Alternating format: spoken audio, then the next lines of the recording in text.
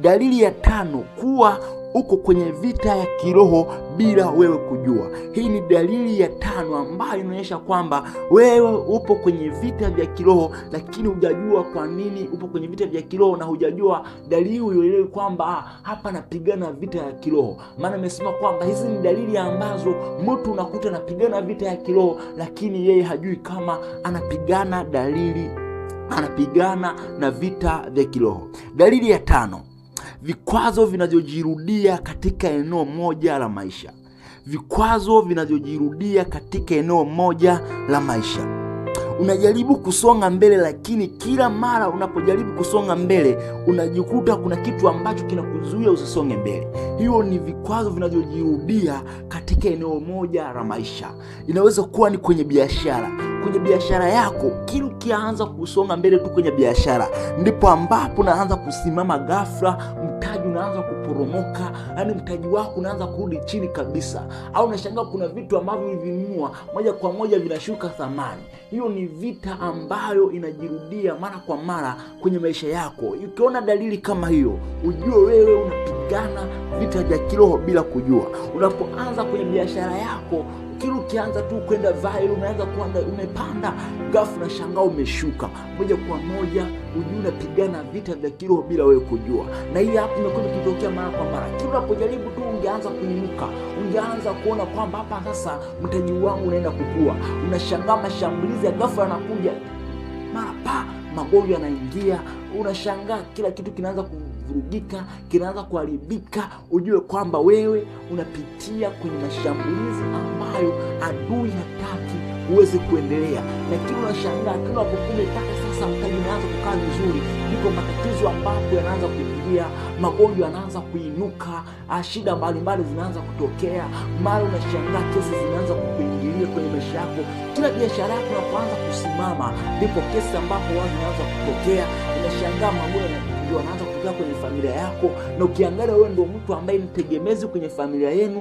Kwa kila mtu ambaye atahitaji uhitaji wa pesa lazima atagusa kwenye mfuko wako. Ujue kwamba wewe unapitia kwenye vita ya kiroho, lakini hujajua kuwa unapitia vita ya kiroho. Kwa hiyo nikwambie, ukiona dalili kama hii, unaanza kuinuka kibiashara, baadhi ya hapo unaanza kuna mashambulizi yanaanza kutokea, magonjwa, watoto wanaugua, vifo vinatokea kwenye maisha yako, ujue kwamba hiyo ni vita ya kiroho ambayo unapigana nayo. Shetani anapiga biashara yako ili siweze kusonga mbele. Watu mwingine unaanza kuona kwenye masomo, unapoanza kila mara tatizo ni lile linajirudia. Unapokuwa umeanza kuplan ratiba yako ya kujisomea kwenye masomo yako, unashangaa ile ratiba inavurugika. Kila ukipanga ratiba ya kujisomea, ukipata muda wa utulivu anza kusoma, unashangaa ile ratiba inavurugika, au ratiba ile hauifuati.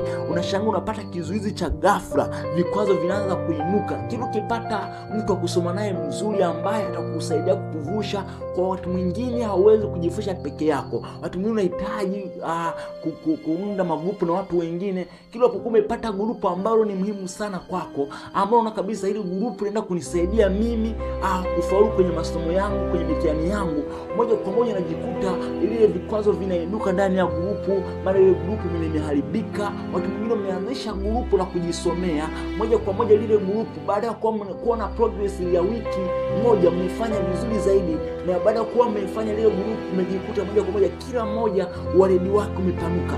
Lakini baada ya pale vikwazo vinaanza kuingia ndani ya grupu, lile grupu linakoma ghafla, na umekuwa ni mtu kile ukianzisha grupu la kujisomea na watu, au ratiba yako ya kujisomea individual, kile ukianzisha vikwazo ndipo vinavyoanza kuongezeka. Nikwambie ndugu mpendwa, chukua hatua leo hii, uanze kujua kwamba unapigana vita vya kiroho. Kwa hiyo nikwambie, huu sio muda tena wa kutulia, bali ni muda wa kulinga na Bwana ili uweze kutoka kwenye eneo hili la vita ya kiroho. Watu mwingine ni kwenye huduma. Kila mara unaona upinzani kwenye huduma ambao unaifanya. Inaweza kuwa ni huduma ya uimbaji, au inaweza kuwa ni huduma ya kufundisha neno la Mungu. Unaona upinzani mkubwa. Hivyo vyote ni vikwazo vinavyojirudia kwenye eneo moja la maisha yako. Wewe ni kwenye huduma yako, wewe ni kwenye uimbaji, wewe ni mchungaji, wewe ni bishop, wewe ni mtu ambaye Mungu amekupatia karama yote ile ambayo iko ndani yako, iwe ni kipaji ambacho Mungu amekurejesha kwenye maisha yako, unashangaa tu vikwazo vinaanza kuinuka. Kila unapoanza kupiga hatua kwenye huduma yako, ndipo vikwazo ambapo vinaanza kuinuka. Kila mnapojaribu kusonga mbele, iwe ni kwenye huduma, aidha nyewe ni waimbaji, mmeunda grupu lenu, kila mnakuwa mmeplan mipango mizuri muweze kufikia na nyinyi level fulani, ndipo mipango ambapo inaanza kuharibika, ndipo ule uhusiano wenu kama waimbaji unaanza kuvurugika. Unakuta vita kama hii inajirudia mara kwa mara. Kila mnapokuwa mmeweka strategies kwamba mwaka huu tutafanya recording ya nyimbo 2 video au nyimbo 5 video na audio nyimbo 6, lakini mnajikuta mfikie ile malengo, na kila mnapokuwa mmeanza kufanya mipango kama hiyo, mara kwa mara unajikuta changamoto nyingine imetokea. Ile mchango ambao umempanga au umeuplani kwa ajili ya kufanya kile kitu unahamia sehemu nyingine. Moja kwa moja mjue kwamba mnapigana vita ya kiroho kama kundi bila nyinyi kujua. Wakati mwingine umekuwa ni mtu ambaye kwenye huduma yako ambao unaifanya, kila unapokuwa umeweka malengo ya kwamba utafanya vitu hivi mwaka huu, moja kwa moja unajikuta vinatokea vikwazo ambavyo vinakufanya wewe usiweze kuenenda na ile malengo ambayo umeyapanga. Moja kwa moja ujue wewe unaenda na mashambulizi ya adui, lakini hujui kwamba unapigana vita ya kiroho. Kwa hiyo unaposoma kwenye Biblia kitabu cha Wathesalonike wa kwanza ile sura ya 2 mstari wa 18, Paulo alisema ya kwamba tulitaka kuja kwenu lakini shetani akatuzuia. Kumbe unapoona vizuizi vinatokea kwenye maisha yako au vikwazo vinatokea kwenye maisha yako, ujue kwamba ni shetani ambaye anapingana ili usiweze kufikia kile kitu ambacho Mungu ameplani uweze kukifikia. Kwa kila mmoja kuna kitu ambacho Mungu kabisa anatamani aweze kufika, lakini kwa kuwa yupo adui ambaye anajua kwamba huyu mtu akifika hapa atakuwa ni mtu hatari, atakuwa ni mtu ambaye ni mkubwa sana, ndio maana anainua vikwazo kwenye maisha yako. Kwa unapoona vikwazo vinainuka juu kwenye kile kitu ambacho unakifanya, usikate tamaa na kurudi nyuma, bali uzidi kusonga mbele. Na wakati mwingine unapoona vikwazo vimezidi kuongezeka, vimezidi kuwa vingi zaidi kwenye maisha yako, iwe ni eneo la biashara, iwe ni eneo la masomo, iwe ni eneo la huduma, unapoona vikwazo vimezidi kuchochea, vinazidi kuwa juu mara kwa mara kwenye eneo lile lile, ni kuambia usikate tamaa na kuchoka, bali chukua hatua kabisa muhimu ili uweze kuvuka kwenda hatua nyingine. Na nitaenda kufundisha namna ya kushinda vita baada ya kumaliza dalili hizi zinazoonyesha kwamba unapigana vita vya kiroho bila wewe kujua.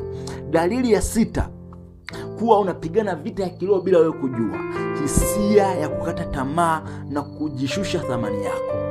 Hisia ya kukata tamaa na kujishusha thamani yako. Watu wengi wamejikuta ni wa kujishusha thamani na kujikatia tamaa baada ya kuona mambo hayaendi sawasawa na vile ambavyo wanapanga.